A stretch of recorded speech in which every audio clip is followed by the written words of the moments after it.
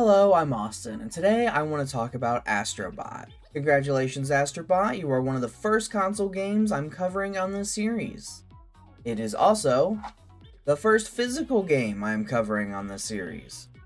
Don't get used to it, I'm a digital boy. I'm digital because I just hate myself and I want all my games taken away. It's definitely worth it to not get up and move 5 feet to put a disc in. Yep, totally worth it. But that's a different conversation. Today, I'm here to talk about Astro Bot.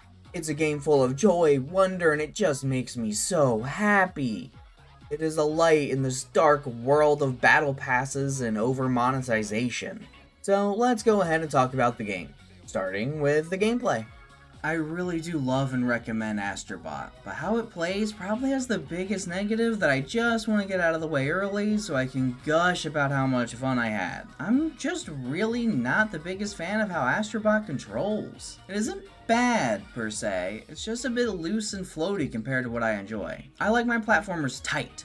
The floaty jumps and slidey movements along with some very strict hitboxes and some odd camera angles make some platforming challenges more annoying than fun. This being a 3D platformer, jumps can be in any direction, and sometimes the camera wouldn't be in a good place to see jumps and the depth of obstacles. I couldn't always tell how high I needed to jump to clear lasers, and it feels like if they grazed the air near this bot's non-existent big toe, it counted as a death. Now, I like a challenge in my platformer, but some of these challenges felt less challenging and more annoying.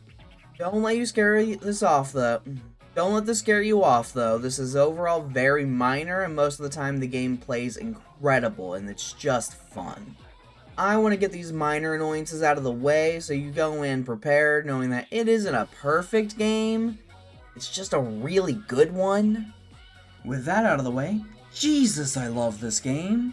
It reminds me a lot of Kirby and the Forgotten World, which is very high praise from me because that is one of my favorite 3D platformers of all time. It is one of the few games I 100% completed, and I will do the same for Astro Bot. I'm not someone who completes games. Astro Bot and Kirby are just that good. I currently have 301 out of the 305 bots. I'm almost done. I have no idea where those secret bots are or how to get them, but I don't mind, because that just means I have more time to play this absolutely incredible game. So you may be wondering what exactly makes Astro Bot so good.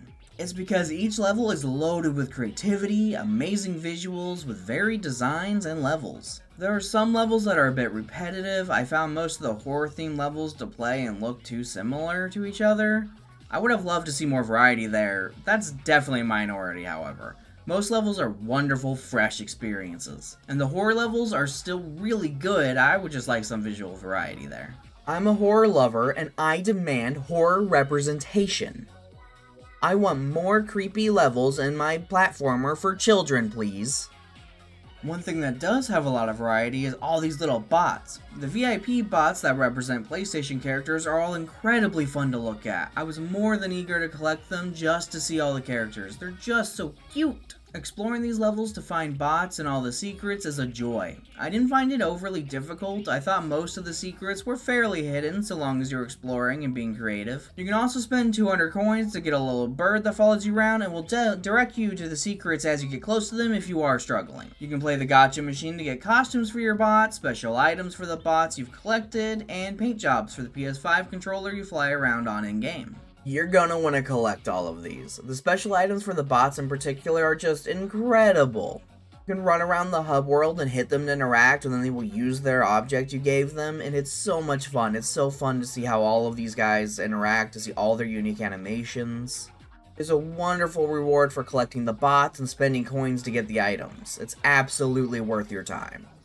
This does bring up another small gripe I have, however. Why is there no museum or anything? If this is supposed to be a celebration of PlayStation history, then teach me the history. Tell me about these characters and the games they come from. There were quite a few characters I just didn't immediately recognize, and I would have loved to learn more about. It just feels like an odd oversight that there's no way to really learn about these characters and their history, especially in a game that's celebrating PlayStation history. It's very unlikely people are going to recognize every single one of these bots. There are also a few key PlayStation bots that get their own level. God of War, Ape Escape, Horizon, Uncharted all get dedicated levels. God of War, you get to run around with an axe, and Uncharted gives his little bot a gun. Everything's more fun with a gun. These levels were all really fun, but made me wish for more of them. These characters only get a single level where you rescue a bunch of bots related to that game. These levels are fun, why are there so few of them? I love this game, but it feels like it has a bit of an identity crisis. Is it its own thing? Most of the levels are original ideas with original power-ups that the levels are designed around. Or does Astro Bot exist to celebrate PlayStation? Over half the bots are special PlayStation VIP characters. There are a few PlayStation design levels with mechanics designed around these characters. It just feels like for a game celebrating PlayStation, Astro Bot is mostly its own thing with some PlayStation dressing on it. I feel like it could have gone way more into the PlayStation setting, or just be more of its own thing, and I think that would have been better for the game. But overall, I grew up with PlayStation, so I do love the PlayStation history. That's why I would have loved to see that more involved. I would have liked to see either more unique power-ups, or for them to be more PlayStation inspired. Almost all the PlayStation ones they chose were combat focused, and that's a bit of a shame for a platformer. I would have loved to see some stealth focused levels inspired by Sly Cooper, or gravity levels with Gravity Rush. I just think they could have been far more creative if they wanted to focus on PlayStation. I feel like Ape Escape was the best PlayStation specific level because running around with a net and catching apes fit what the game does best.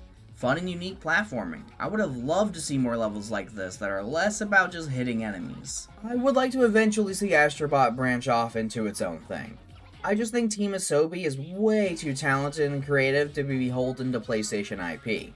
That's not a knock on Astro Bot or anything like that, because Astro Bot is one of the best platformers I've ever played. It's just, I think Team Asobi can do even better when given more creative freedom. Just talking about the game makes me want to go back and play more. It really is that good. Yeah, I have some complaints, but that's only because I had such a good time that I want them to make an even better experience. It's just so good, and I can only imagine how it would be with these little nitpicks ironed out. I do have one more complaint, however, because looking back right now, what was the point of the Safari? It's just a small zone that introduces photo mode. It doesn't celebrate PlayStation anyway, it isn't a real level. This thing existing instead of a museum actually makes me mad. Why does it exist? It's okay, I'm fine, I'll get over it, eventually. Astro Bot definitely has some minor flaws, but they barely detract from how good of a game this is. I had such a fun time, and it's just such a refreshing platformer that I can't help but recommend it. As someone who grew up with PlayStation, this celebration of the characters was wonderful. It was a great trip down memory lane, very nostalgic, I admit. Did that impact how much I like it? A little bit, I did appreciate it. But even ignoring that, if it had nothing at all to do with PlayStation, Astro Bot would still be a phenomenal platformer. Astro Bot is just the definition of fun. It is so happy all the time. I'm pretty sure it is physically impossible to be sad when playing the game. Easy cure for depression? Right here. Right here. So you should absolutely play Astro Bot. It is a wonderful celebration of a beloved gaming company and an incredible platformer all in its own right. It is chock full of creativity and love and easily holds its own against some of the best platformers ever made. Even when it annoyed me at times, I never stopped smiling. Thank you so much for watching. Please like and subscribe and leave a comment down below telling me your history with PlayStation or what your favorite mascots were in Astro Bot. I'd love to hear more about your guys' history. Goodbye and have a wonderful day.